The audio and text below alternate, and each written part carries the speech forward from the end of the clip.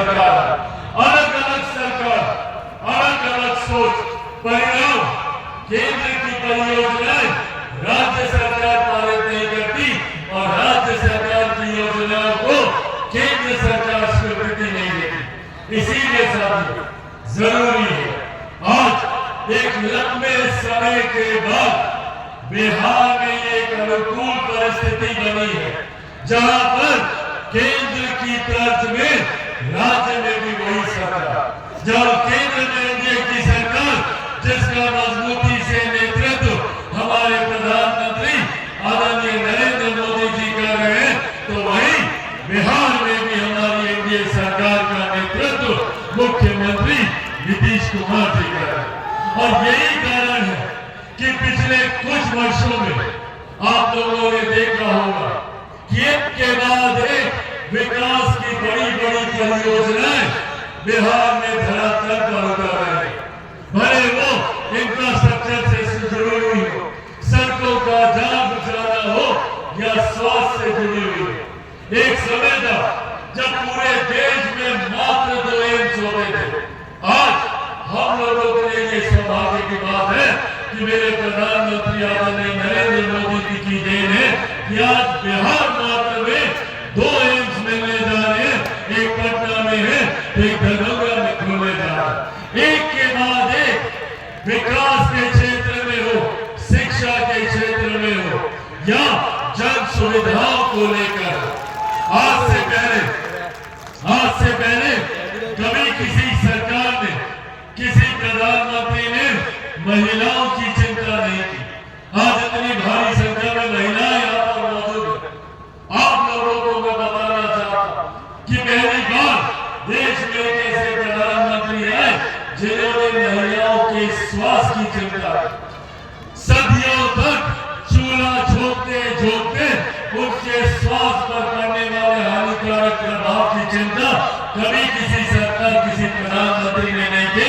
पहली बार हमारी केंद्र की एनडीए सरकार, मौजूदा प्रधानमंत्री नरेंद्र मोदी जी ने महिलाओं के स्वास्थ्य की चिंता कर उज्ज्वला योजना के माध्यम से घर घर गैस कनेक्शन पहुंचाने का काम किया। महिलाओं के सम्मान की चिंता करते हुए घर घर शौचालय बनाने की सोच रखी। हर गरीब कल्याण की योजनाओं के साथ हमारी केंद्र सरकार आगे बढ़ने का काम कर रही है। इससे तो सबसे पहले अपनी जमीन की रखवाली करनी थी या महिलाओं के सेवा करने थे। पर आज भगवान न करे अगर किसी के घर पे बीमारी आती है तो हमारे प्रधानमंत्री जी और हमारी केंद्र सरकार की देन है कि आयुष्मान योजना के तहत 5-5 लाख रुपए का मुफ्त इलाज हर व्यक्ति को मिलेगा। इस बात को हम लोगों ने सुनिश्चित कराने का काम किया। हाँ साथियों, जब हम लोग गरीब कल्याण की बात करते हैं मुझे खुशी होती है, मुझे गर्व होता है कि मेरी रगों में एक ऐसे नेता का खून है जिन्होंने हमेशा गरीबों, वंचितों, शोषितों को मुख्य धारा के साथ जोड़ने का काम किया।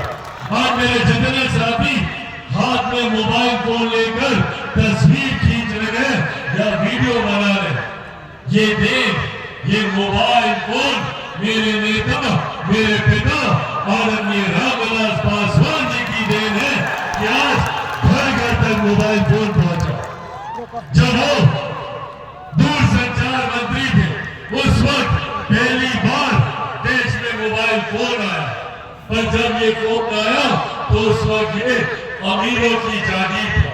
ये एक ऐसा दौर था जब इनकमिंग कॉल के लिए भी हम लोगों को पैसा देना पड़ता था। उस वक्त मेरे नेता, मेरे पिता रामविलास पासवान जी ने कसम खाई थी कि जब तक हर गरीब व्यक्ति के हाथ में ये मोबाइल फोन नहीं पहुंचेगा तब तक वो भी चैन की सांस नहीं लेंगे। और आज उनका ये सपना पूरा है। हर गरीब व्यक्ति के हाथ में मोबाइल फोन है।